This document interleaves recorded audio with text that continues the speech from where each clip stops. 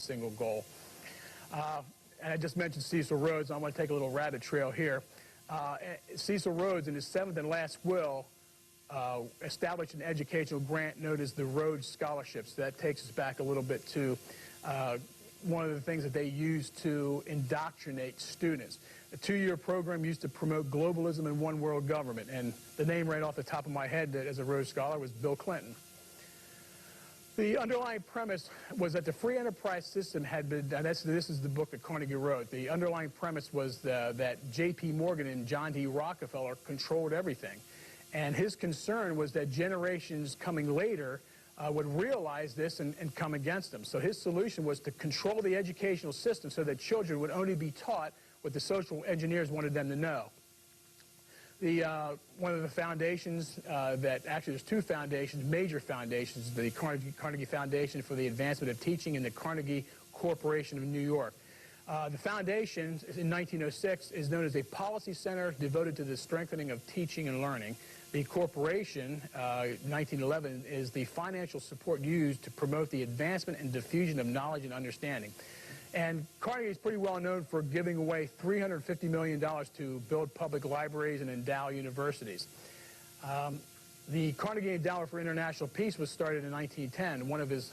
The first president of that organization was Elihu Root. He was a socialist, and its 3rd president was Alger Hiss, who was a communist in the 50s. In 1934, they identified themselves as an unofficial instrument of international policy. And in 1947, they were committed to supporting the United Nations and organizations like the Council on Foreign Relations, and so which goes to show that they were working towards the same goal. Norman Dodd, July 1953, was appointed to head the Congressional Investigation of Foundations.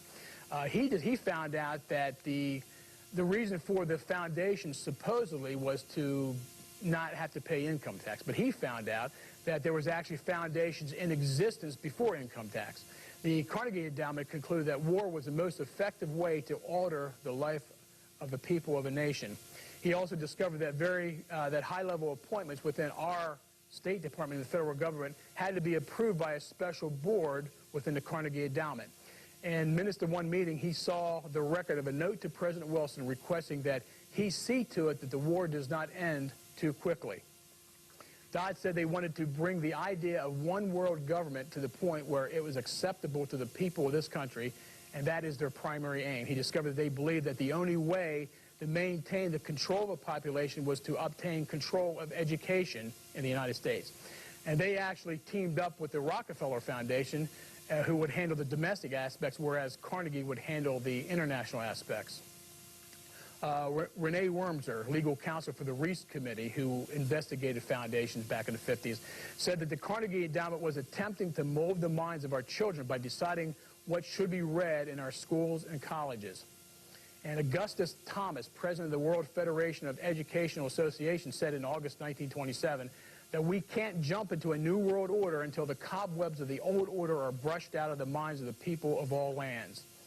1947, the American Education Fellowship, which was formerly known as a Progressive Education Association, which was actually a communist front organization founded by John Dewey, called for the establishment of a genuine world order, an order in which national sovereignty is subordinate to world authority. So you can see where the educational institution of this country has been pushing us towards one world government.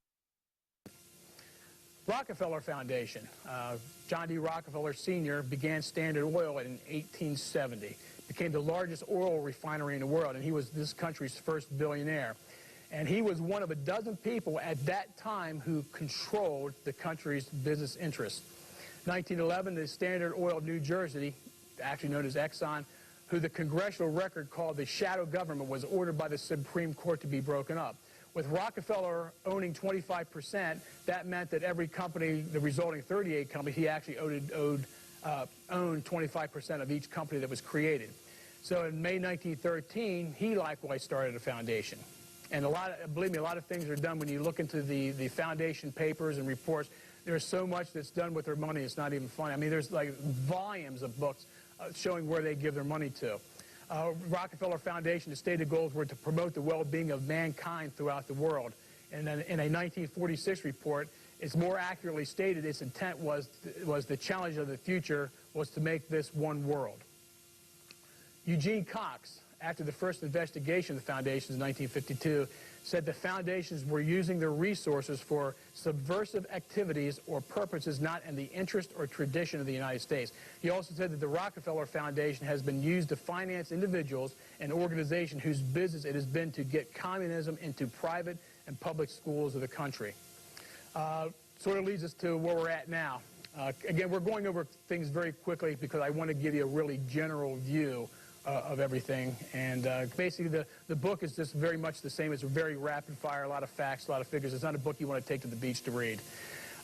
Goals 2000 was an Educate America Act developed in the early 1990s to revamp the public school system. It was born out of the April 1970 Bilderberger meeting in Switzerland that said that our schools were too nationalistic and that students needed to be indoctrinated to become world citizens. Signed into law by Clinton in 1990. It became the educational system known as outcome-based education. And that went hand in hand with the School to Work Opportunities Act of 1994, which changed the focus of education to outcomes and de-emphasized education and concentrated more on what kids would be doing after school as far as training and getting them into the workforce and indoctrinating them into being good citizens, good followers, listening to the government, trusting their government.